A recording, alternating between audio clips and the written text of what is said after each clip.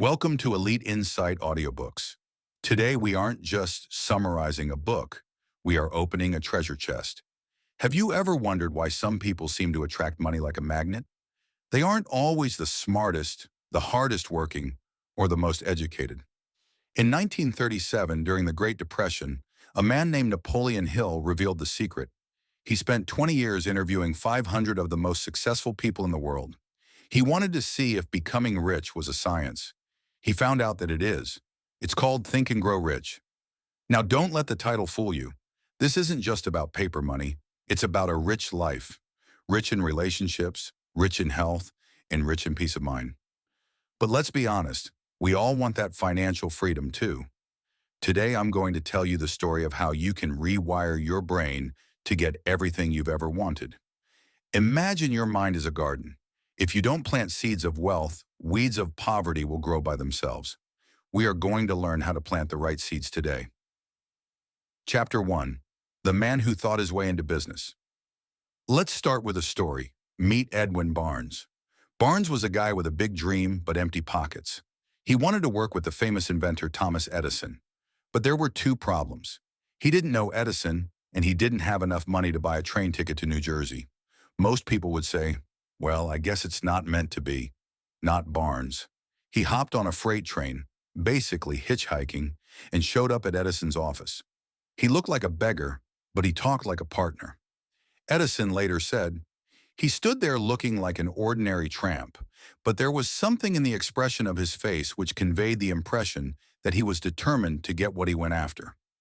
Barnes didn't get a partnership that day.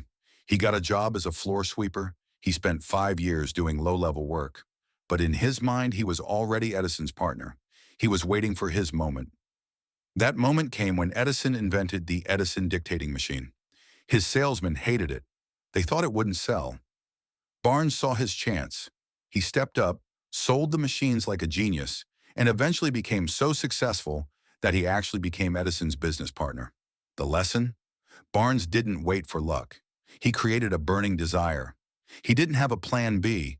He didn't say, I'll try this, and if it fails, I'll go back to my old job. He burned the ships. Chapter 2. The 6 Steps to Turn Gold into Reality. Napoleon Hill gives us a very specific 6-step formula to get what we want. This is the heart of the book. If you are listening to this on Elite Insight Audiobooks, I want you to pause and grab a pen. This is life-changing. Be exact. Don't say, I want a lot of money. Say, I want $100,000. Your brain needs a specific target. The price. What are you going to give in return? There is no such thing as something for nothing.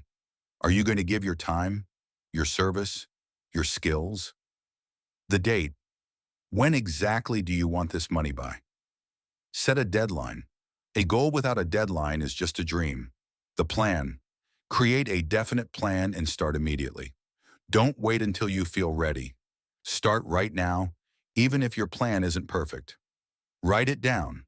Write a clear statement of how much, by when, and what you'll do for it. Read it aloud. This is the magic part. Read your statement twice a day, once when you wake up and once before you sleep. As you read it, you must see and feel yourself already in possession of the money. This sounds too simple, right? But this is how you program your internal GPS. If you tell a GPS, I want to go somewhere fun, it can't help you. If you give it an address, it finds the way. These 6 steps are your address. Chapter 3. Faith and the Power of the Subconscious. Now let's talk about faith. Hill describes faith as a state of mind, which may be induced by autosuggestion. Basically, your subconscious mind is a servant. It doesn't know the difference between a real memory and a vividly imagined thought. If you constantly tell yourself, I'm always broke, your subconscious says, okay, I will make sure we stay broke. But if you flood your mind with thoughts of success, your subconscious starts looking for opportunities. Have you ever bought a red car and suddenly you see red cars everywhere? They were always there, but now your brain is tuned to them. Faith is tuning your brain to see wealth where others see nothing. You have to act as if you are already successful. Walk like a person who has money in the bank. Speak with confidence. This isn't faking it until you make it. It's training your nervous system to handle the success that is coming. Chapter 4. The Mastermind and the Power of Others. No man is an island. Hill noticed that every billionaire had a mastermind group. Think of it like this. If you connect two electric batteries, you get more than twice the power of one battery. When two or more people work together in a spirit of perfect harmony for a common goal, they create an invisible third mind. Andrew Carnegie, the richest man of his time, said his entire fortune was due to his mastermind group. He didn't know everything about making steel, but he surrounded himself with people who did. Are you surrounding yourself with energy vampires who complain about the economy? Or are you surrounding yourself with radiators who talk about growth? If you want to grow, you must find a team. This could be a mentor, a business partner, or even just a group of friends who want to improve their lives. Chapter 5. The Ghost of Fear and the Finish Line. As we close this session on Elite Insight Audiobooks, we have to talk about the wall. The wall is fear. Hill says there are 6 basic fears, but the most dangerous is the fear of poverty. It paralyzes us. It makes us stay in jobs we hate because we are afraid to take a risk. But remember this, failure is just a lesson. Most people quit right before they hit the gold.